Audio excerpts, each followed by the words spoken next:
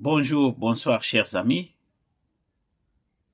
chers abonnés de Malimbia officiel. Si c'est la première fois que vous venez à peine de vous retrouver sur cette chaîne, ce n'est pas par hasard, c'est parce que Dieu a voulu à ce que vous puissiez nous voir sur vos petits écrans. Cette chaîne est là pour vous servir. Vous servir, c'est notre devoir, c'est notre obligation. On est là pour vous donner les nouvelles de notre beau pays, le Congo. Chers amis, chers compatriotes, ce n'est pas pour rien que nous venons chaque fois, chaque soir, dès qu'il y a quelque chose, on vient vite pour vous informer. C'est parce qu'on a de l'amour pour ce pays-là. Nous n'avons pas un autre pays que celui que nos ancêtres nous ont légué. Le Congo est notre beau pays. Le Congo est notre patrimoine. Nous devons nous battre pour ce pays. Nous devons nous battre avec notre sueur pour que nous puissions récupérer ces pays-là. Nous savons que nos frères et sœurs sont en train de souffrir à l'Est, sont en train de mourir, parce qu'il y a juste un petit poignet de gens qui sont traîtres de la République, parce qu'ils aiment juste leur ventre et ils vendent tout pour leurs intérêts. Et nous n'allons pas accepter ça. Nous n'allons pas accepter ça. Ces pays-là nous appartiennent tous. Chers amis, comme je vous ai dit, ce n'est pas par hasard que nous venons sur vos petits écrans. C'est parce qu'on a des informations que les autorités sur place ne vous disent même pas. Nous connaissons beaucoup. Nous connaissons beaucoup. Ce qui se prépare pour le moment, ce n'est pas de la blague, c'est sérieux. Nous savons tous très bien que les Américains sont en train de faire leur campagne. D'ici là, au mois de décembre, ils auront leurs élections. Comme nous le savons tous très bien, les démocrates, chaque fois, j'avais dit ça dans mon émission de la fois passée, avant de quitter leur Maison Blanche, Batoana Bazalaka, na principe moko, ils doivent régler des comptes à tous ceux-là qui étaient comme barrière devant eux. C'est pour cela que vous avez toujours vu, chaque fois qu'un démocrate veut quitter la Maison Blanche, il va quitter avec une tête en Afrique. Ça, on le sait très bien. On a vu ce qui s'est passé en Côte d'Ivoire. On a vu ce qui s'est passé chez nous, au Congo, avec le décès de notre héros Laurent Désiré Kabila. On l'a vu aussi l'autre fois avec le décès, avec la fuite de Mobutu. On a tout vu. Nous savons tous très bien que Joe Biden va quitter le pays, va quitter la Maison Blanche. Ça, c'est évident, et puis c'est confirmé, il va quitter. Mais il ne veut pas quitter comme ça, sans toutefois régler des comptes en Afrique. Chers amis, prenez ça au sérieux, ce n'est pas de la blague. L'autre fois, on a essayé de faire une analyse très profonde avec notre ami Jacques. Et on s'est posé beaucoup de questions. Pourquoi le président Joe Biden arrive en Angola? Pourquoi il est prévu qu'il arrive en Angola? Et qu'est-ce qui se cache derrière la visite de Joe Biden? Pour ceux-là qui n'ont pas suivi notre émission de la fois passée, je vous demande de bien vouloir rentrer dans nos archives. Vous allez voir cette émission-là. Parce que notre ami Jacques avait bien développé, il avait très bien analysé ça. J'ai eu un message d'un collègue, d'un frère. Il m'a donné sa réflexion quand il a suivi notre émission de ce dimanche. notre émission d'hier. Je vais vous mettre son audio, vous allez écouter ce qu'il a dit et vous comparez sa réflexion avec la réflexion de notre ami Jacques qu'on a fait hier. Et vous allez voir que les gens sont en train de réfléchir de la même façon.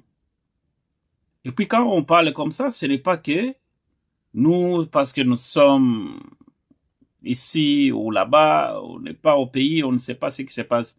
Chers amis, nous sommes bien informés de tout ce qui se passe. Si par hasard nos autorités venaient de tomber sur cette vidéo, soyez trop vigilants. Il y a quelque chose qui se prépare. Nous allons écouter cet audio et puis on va revenir pour faire une petite réflexion ensemble et puis on va clôturer.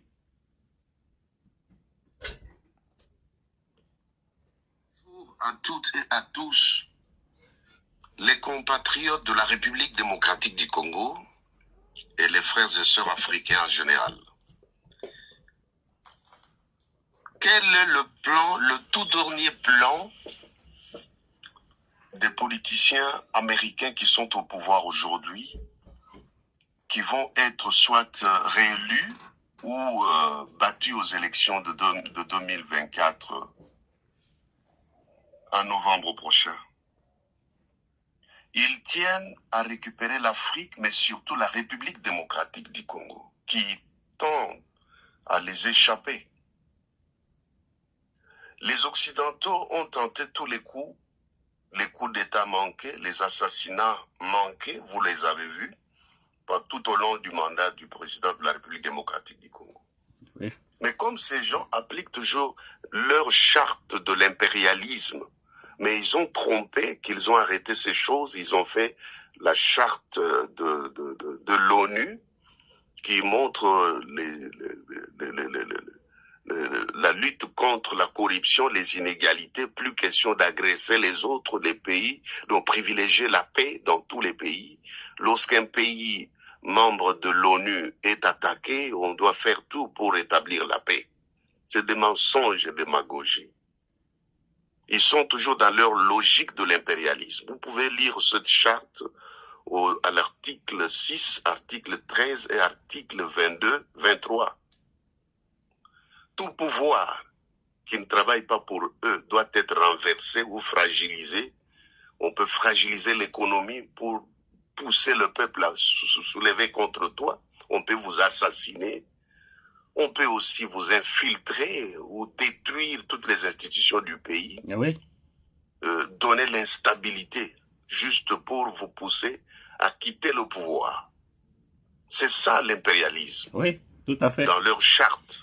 Alors, plus précisément, comment faire maintenant? Allons au concret. Comment tout le monde se pose la question de savoir qu'est-ce que Kabila est allé faire en Belgique. Et posez-vous aussi des questions, celles de savoir pourquoi beaucoup de soi-disant opposants congolais aujourd'hui sont en Belgique. Vous pouvez citer, faire une petite liste et vous comprendrez les choses. Oui. Et pourquoi aussi Joe Biden, président américain actuel, qui va sortir bientôt, va aller en Angola? Oui. On se pose ces questions-là. Je crois même vous aussi, vous vous en posez. Tout à fait. Mais entre-temps, pourquoi le secrétaire général adjoint de l'ONU, Lacroix, il vient en République démocratique du Congo pour les concertations avec la classe politique au pouvoir, l'opposition, la société civile, et il va aller même à l'est du pays pour aller voir les rebelles. Y a-t-il un problème au Congo? Non, le gouvernement est en place. Les institutions démocratiquement élues viennent d'entrer au travail. Mais lui, il vient faire quoi? Est-ce qu'il peut aller aux États-Unis pour faire ça? Même quand Trump avait des troubles lorsqu'il a déclaré qu'on a volé ses votes, ses voix en 2020, est-ce que eux, ils sont allés aux États-Unis pour régler ce conflit-là? On a voulu assassiner dernièrement Trump. Est-ce qu'ils sont allés là-bas pour dire qui voulait l'assassiner? Non. C'est toujours en Afrique Toujours où en ils Afrique. viennent. Yeah. Kabila a fait plus de 20 ans au pouvoir, donc au moins 20 ans au pouvoir, Joseph Kabila, je voulais dire, après qu'on ait assassiné le prétendu, son père. Mais vous aviez écouté un député européen vous donner la révélation selon laquelle, comme Mosé Kabila devenait de plus en plus intraitable, il était nationaliste, il était patriote, il fallait l'éliminer. La décision était venue de la Belgique, c'est-à-dire l'Union européenne, et puis ça a été validé ou entériné à Washington, Oui. à la Maison Blanche. Ainsi qu'après, 2 semaines après, on a assassiné Mosé Kabila, et on va prendre un garçon qui n'était pas congolais, mais qui est rwandais, d'après le député belge. Là. Oui. La vidéo existe. Oui. Ça circulait dans vos groupes. Là. On est allé prendre Joseph Kabila, on a dit, comme il est rwandais, nous allons le placer là-bas pour bien le manipuler et faire tous nos sales besognes en République démocratique du Congo.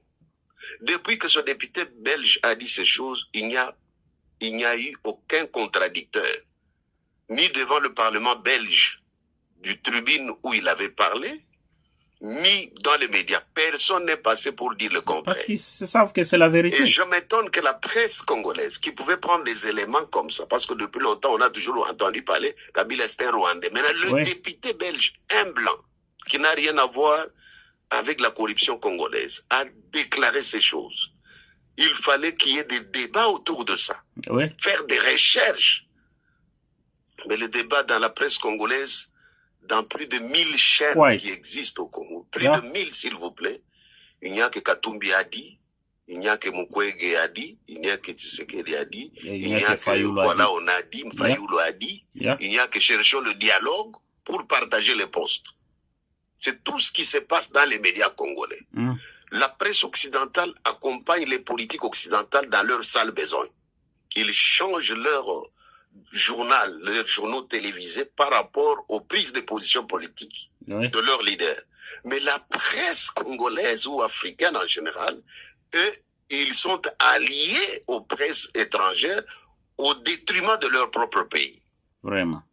Quel contraste. Et donc, maintenant, voici ce qui se passera ou ce qu'on veut faire comme ça le besoin. Parce qu'on a tenté tous les coups, ça n'a pas réussi. Joe Biden a décidé qu'avant qu'il ne quitte le pouvoir, il faut que le pouvoir en place à Kinshasa soit renversé. Dans un pays souverain, mais il va renverser le pouvoir là-bas, lui. Parce que, de coutume, chaque fois qu'un président américain part, il doit partir avec un président congolais, depuis le Zaïre. Donc, ils pensent que c'est la même chose. Donc, c'est ça la charte. Ils appliquent la charte de leur impérialisme. Vous avez vu dans l'émission de HK l'année passée, j'avais posé une question quand il avait reçu un doyen américain politique qui est de la fondation Jimmy Carter. Jimmy Carter, comme vous appelez. J'avais posé la question, pourquoi vous, Américains, vous trompez le monde? Vous utilisez toujours la charte de l'impérialisme. Il avait titubé, il est même allé d'abord se soulager avant de venir répondre à la question. Parce que c'était une balle, une bombe devant la télévision de HK Today. Oui, il ne s'attendait pas. Oui, il ne s'attendait pas à ça. Voici ce qui se prépare. Et je vais vous dire la révélation que moi-même j'avais faite. Mais ce qui se prépare, c'est ceci. Le plan est celui-ci. Joe Biden va préparer l'Angola pour attaquer la RDC du côté du Congo central. Brazzaville est déjà prêt. Comme on appelle le Rwanda et l'Ouganda, là, ils sont nos ennemis. Le Kenya est derrière ces deux pays que je viens de préciser. Le Centrafrique est encore entre le marteau et l'enclume parce que la Russie fait pression au Centrafricain. Et donc, ce qui se prépare, c'est qu'on doit renverser le pouvoir de Kinshasa, soit par l'assassinat, comme on l'a fait en Haïti. On est entré dans la résistance officielle du président Moïse de l'Haïti. On l'a assassiné.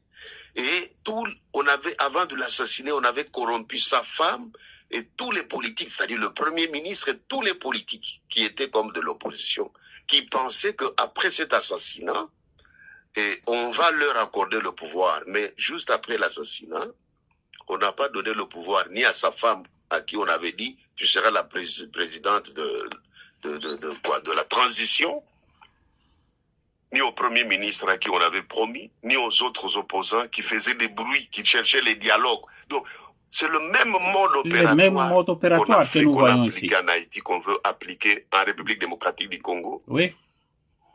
Mais en complicité, comme en Haïti, hein, c'était en complicité des Haïtiens. Et après, ce sont des groupes armés, c'est-à-dire avec des armes armées qui ont commencé à diriger Haïti. Et au moment où nous parlons, en Haïti, on a cherché le système de 7 personnalités politiques haïtiennes qui dirigent l'Haïti. Vraiment. Mais pour permettre aux Occidentaux de piller les minéraux qu'ils avaient repérés lorsqu'ils ont prospecté avec l'avion radar qui est passé sur Haïti, parce que ça, le modernisme, l'avion est passé pour récupérer tous les carrés miniers. Partout où se trouvent les mines, ils ont trouvé qu'ils peuvent exploiter ça. Mais d'où, comme le président qui était là était patriote Moïse, on l'assassina. Et puis, maintenant, on a laissé le pays dans une instabilité incroyable. Total. Je crois que si vous mettez au Google la situation sécuritaire d'Haïti, vous allez voir. Oui. C'est ce qu'on veut appliquer au Congo. Kabila et les autres opposants, entre guillemets, sont en Belgique. Ils font des va-et-vient là. Joe Biden va en Angola pour préparer l'Angola et le coup. La Croix qui vient, le secrétaire adjoint des affaires africaines de l'ONU, il vient pour préparer la classe politique qui est là à l'intérieur. Vous voyez, à l'extérieur, on prépare en Belgique, on prépare en Angola, et l'autre vient directement, et ça coïncide au même moment. Il vient pour préparer à l'intérieur. Le coup qui va être fait, c'est quel coup? Soit assassiner Tshisekedi, soit faire une guerre brève, une courte guerre pour l'attraper. C'est comme on avait fait avec Gbagbo. Oui.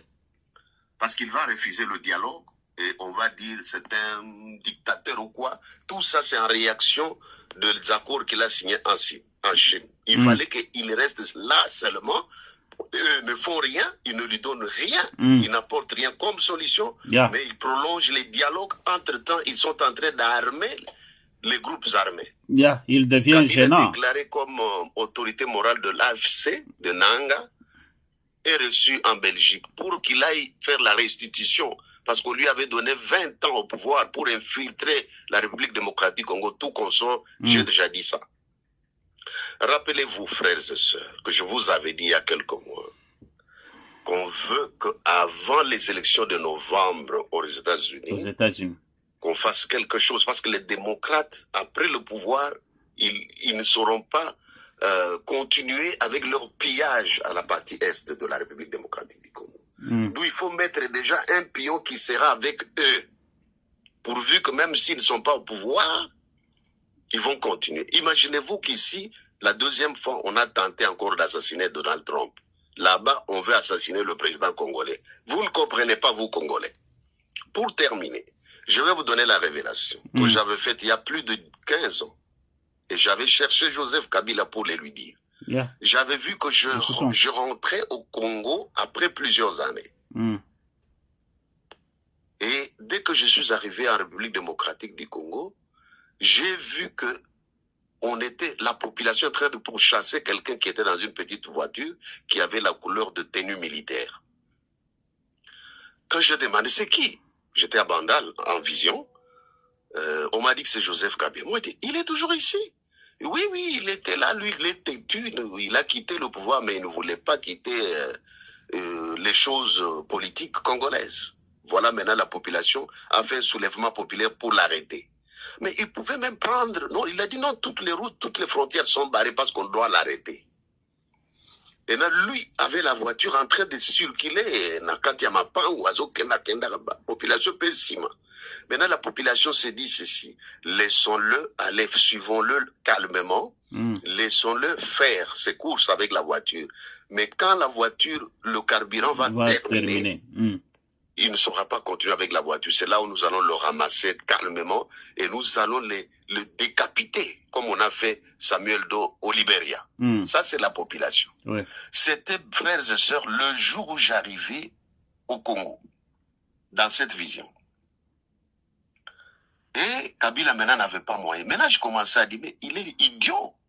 Il avait toutes les possibilités, lui qui a déjà pillé le Congo. Il a tout, il a des milliards, il a des actions dans des grandes industries, entreprises du monde. Mais pourquoi il tenait toujours à être président ici? Maintenant, voilà qu'on va l'arrêter, on va le tuer. Pour terminer, je voudrais dire ceci, que le plan qui se prépare est que on renverse Tshisekedi avant novembre, avant les élections des États-Unis. Et directement, on prend maintenant soit Kabila ou Mukwege ou parmi eux qui s'appellent opposants là, on va au dialogue toujours avec les prêtres de l'église catholique. On fait le dialogue maintenant, on va placer là soit un prêtre catholique qui va diriger avec 7, c'est comme on a fait en Haïti, hein, 7 personnes. Avez-vous déjà vu dans un système politique 7 personnes en train de diriger un pays? C'est comme chez nous, on avait fait 1+4. Vraiment. Maintenant, en Haïti, on a fait 7 personnes. Ce n'est pas même 1+7, mais 7 personnes. Il n'y a pas un président au-dessus d'eux. Vraiment. Haïti. Tout simplement pour que ces derniers aient un cahier de charges occidental qu'ils vont suivre pour permettre aux Occidentaux de piller les minéraux qu'on a retrouvés en Haïti. Et c'est ce qu'ils vont faire chez nous. Ils savent très bien que le peuple congolais n'est pas prêt encore à recevoir un président étranger ou qui a des nationalités douteuses. Oui. Ils vont utiliser seulement nos frères. Alors, ils vont seulement les mettre tous. Allez, Joseph Kabila venait, l'unité nationale. Et Katumbi venait. Allez, on vous met même 7 personnes, même 10 personnes. Il n'y a pas un président parce que le peuple refuse le président. Or, ça sera maintenant, chacun va prendre une responsabilité. C'est comme Robert a été chargé, vice-président en charge de sécurité et de centralisation. Vous voyez, c'est ce qu'ils vont faire. Oui, c'est ça leur plan. Et comme les Congolais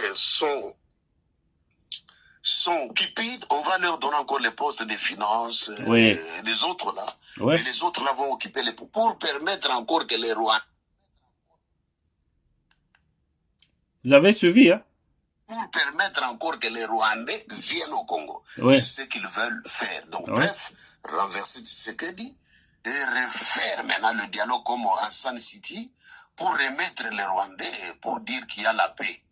Pour permettre aux Occidentaux de récupérer la situation. Parce que maintenant, ils sont coincés. Si Trump passe ici aux États-Unis, il va arrêter beaucoup de choses. Parce que vous avez vu comment on a mené dans des tribunaux, maintenant on veut l'assassiner. Oui. Bref, votre humble serviteur, l'apôtre Valentin Kaninda Moulina Kutubuka. Mon numéro est le même, hein, 001. Merci beaucoup, l'apôtre. Merci beaucoup. Vraiment, votre analyse nous a beaucoup édifié. Je pense que comme on a toujours dit, il y a un adage chilouba qui dit Kabuluku Kafa Kamil. À bon entendeur, salut.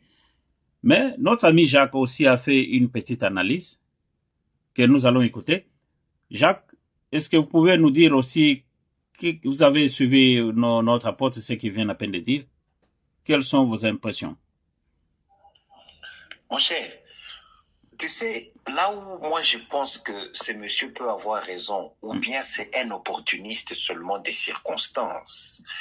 Là où moi je pense qu'il peut avoir raison, c'est ceci. Regarde, les Américains, ils ont envoyé leurs navires de guerre en Angola. Oui. Au port de Lobito, je crois.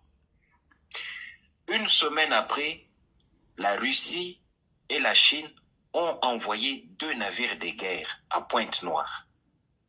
En principe, ces navires-là devaient accoster à Matadi, par exemple, ou bien à Banana. Mais le problème, c'est que nous, les Congolais de Kinshasa, nous n'avons pas un port en eau profonde qui peut recevoir de tels navires. Mais Pointe-Noire au Congo-Brazza a ce port-là, en eau profonde. C'est pourquoi les 2 navires de guerre russes et chinois sont là-bas. C'est-à-dire que peut-être que les Chinois et les Russes ont pris connaissance de cette information que non, comme Tshisekedi les arrange, il arrange les Russes et les Chinois, les Américains veulent en finir avec lui. Alors eux, comme c'est leur type, parce qu'ils ne veulent pas dealer avec quelqu'un qui va leur mettre les bâtons dans les roues, ils ont envoyé ces navires-là pour protéger Tshisekedi. Tu vois? Et comme le monsieur ici dit, ça peut être vrai. Les démocrates, c'est comme ça qu'ils opèrent. C'est comme ça qu'ils opèrent. C'est des tueurs, ces gens-là. Oui, oui. Regarde l'exemple de Bill Clinton avant de quitter le pouvoir. Oui. Il a fait assassiner Mouzé. Tout à fait.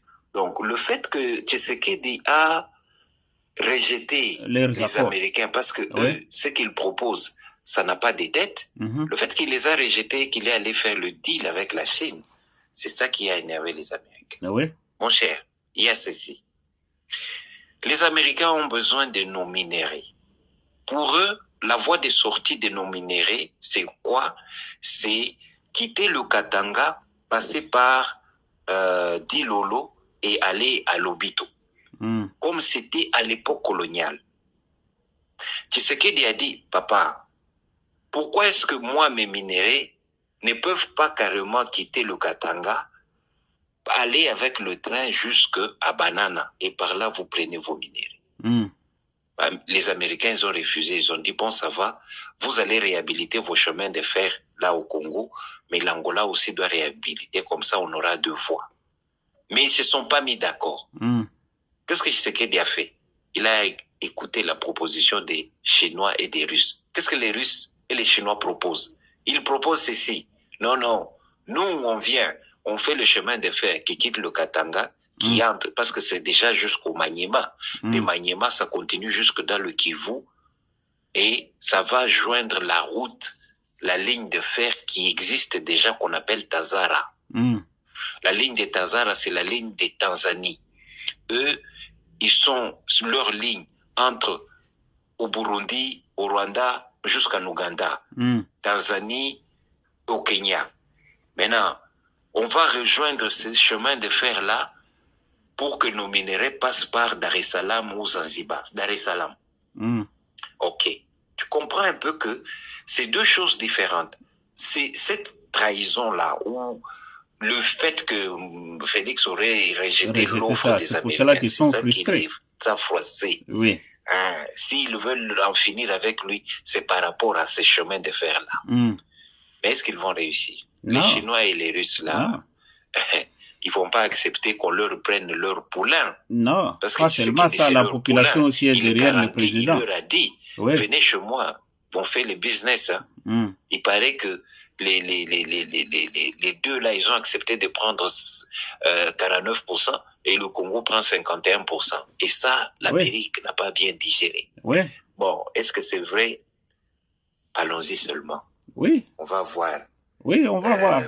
Biden va venir en Angola le 14, le 15. Et tu vois, là où les Africains sont des macaques, hein, le type ici de l'Angola, le président de l'Angola, et l'autre là, Sassou, on vous manipule comme ça, et puis vous acceptez de tuer votre frère. Ce sont des sanguinaires. C'est honteux. Ce sont des sanguinaires. C'est primitif. Ils sont toujours comme ça.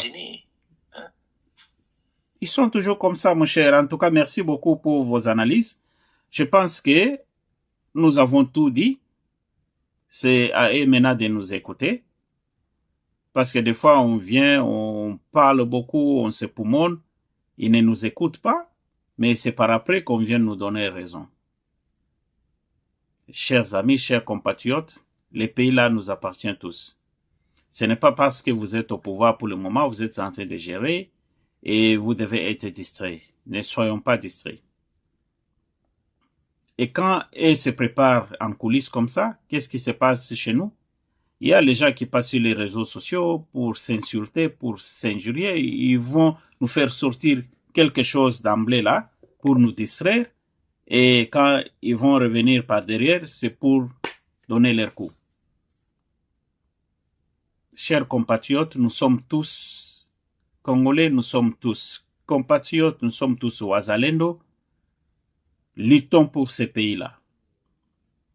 Luttons pour notre pays, pour l'avenir de nos enfants, pour l'avenir de nos arrière-enfants. Si nous laissons ces pays-là partir, même ceux-là qui font des va-et-vient en Belgique, aux États-Unis, pour leurs propres intérêts, parce que les Congolais aiment beaucoup le pouvoir, il suffit qu'on leur promette juste un petit rien là, ils sont prêts à tout donner. Chers amis, soyons vigilants. Soyons prêts à défendre notre patrie. Soyons prêts à défendre notre patrie. Mais je sais que si Félix est là où il est, c'est parce que Dieu a voulu à ce qu'il soit au pouvoir. Dieu ne va pas le laisser tomber comme ça. Il a le soutien de la population et la population a voulu à ce qu'il soit là-bas. Il est notre frère, il a ses défauts. On le sait et on connaît très bien. Ce n'est pas à eux de venir nous imposer quelqu'un. On l'a choisi, c'est parce qu'on l'a voulu. Il est notre frère, on peut le corriger, on peut corriger toutes ces erreurs plutôt, et puis on va avancer, on va développer notre pays. Merci beaucoup. Avec Dieu, nous vaincrons. Pour l'amour du Congo, on ne se taira jamais. On va toujours parler. Merci beaucoup et à la prochaine. Bye bye.